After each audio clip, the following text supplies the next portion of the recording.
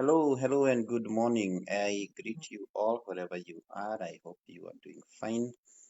We've had a successful month of August, and now we are in a new month, the month of September, and the number nine.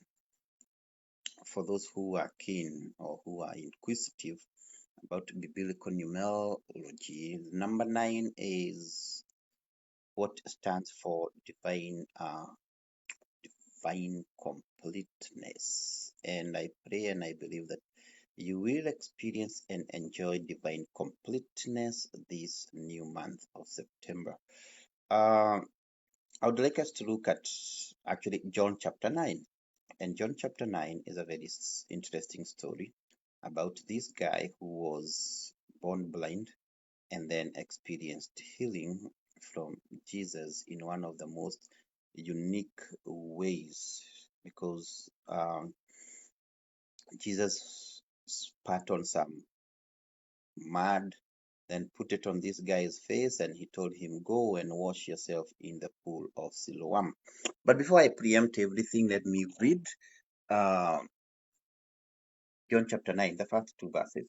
Now, as Jesus was passing by, he saw a man blind from birth, and his disciples asked him, "Rabbi, who sinned, this man or his parents, that he was born blind?"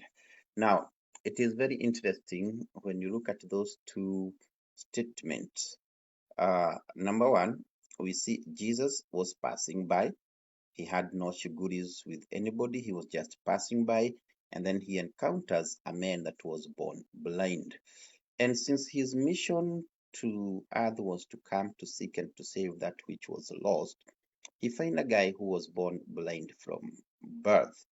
And at that juncture, the disciples ask him, and the disciples ask him, uh, means great teacher, who sinned? And this is a very interesting question. And this is where we see a mentality that apparently has remained with so many people. The assumption that when things are not right, a sin must have been committed somewhere. You see, the disciples asked, "Rabbi, who sinned, this man or his parents, that he was?" Now, this is intriguing because you would think that this probably was the first person they saw blind. And the fact that they are heaping blame on either the parents or the men is very shocking, to say the least. I want to address that issue because there comes a time that we have to change our perspective.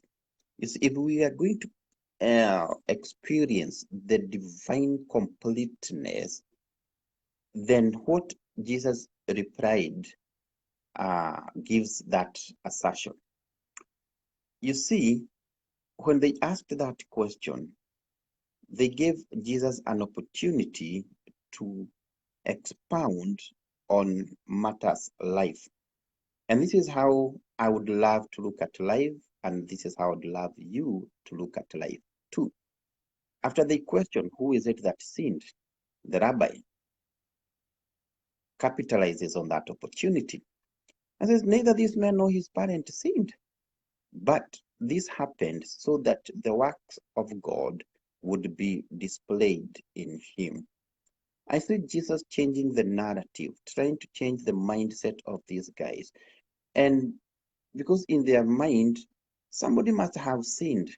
For that person to be blind, to be born blind as if he was the first person, they didn't see that as a natural occurrence. They saw like sin. And there are people like that. They don't see anything good in people. All they see is sin after sin after sin after sin. They blame you. They blame your parents. They even want to tell us how you were conceived as if they were there. And so they never see anything good. And this was the mentality of the disciples. They did not see this man as a carrier of anything. They saw a man heaped either by the parents' sin or by his own sins, resulting in his blindness. Now, the response by Jesus is what indeed is good news. Because he says, no, no, no, no, nobody sinned.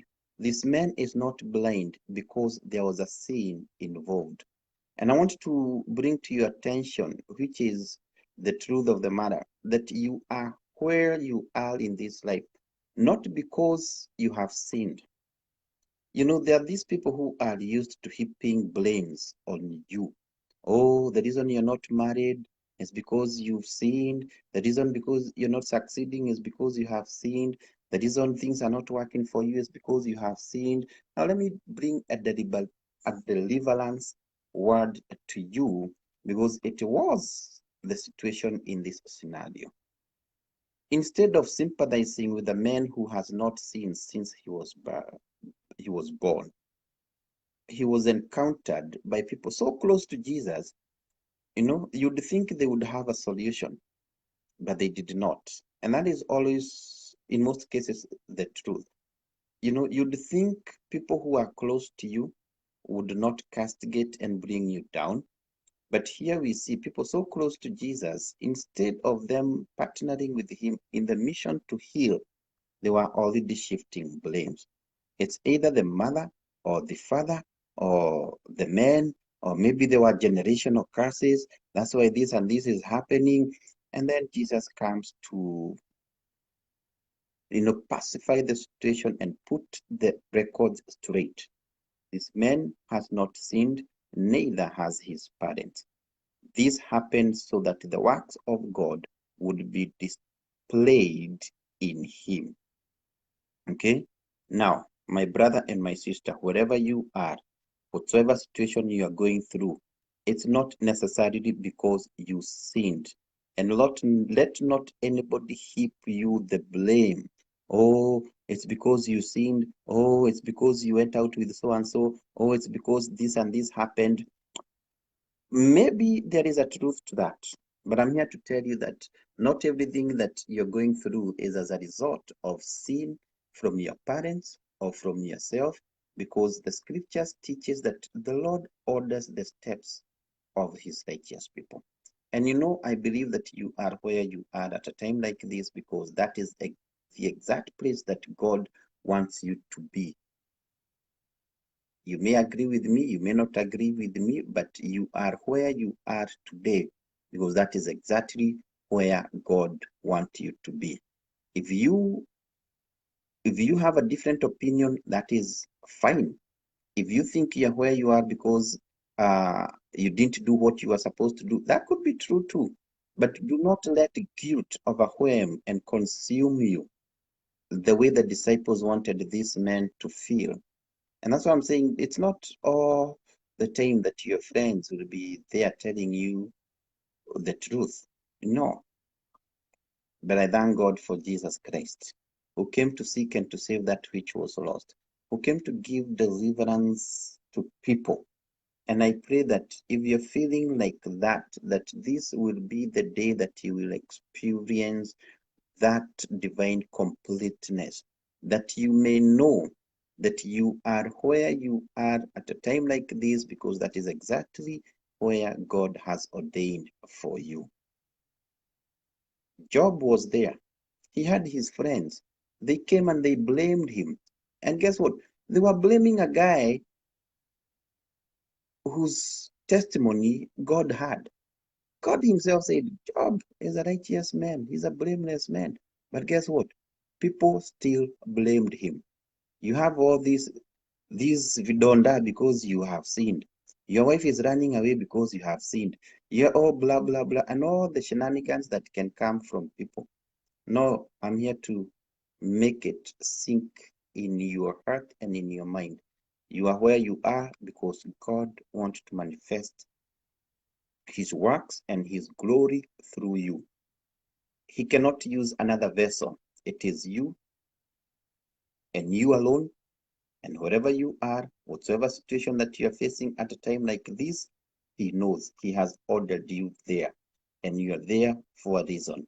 The blind man was in that situation for a reason, that the works of God may be made manifest in him.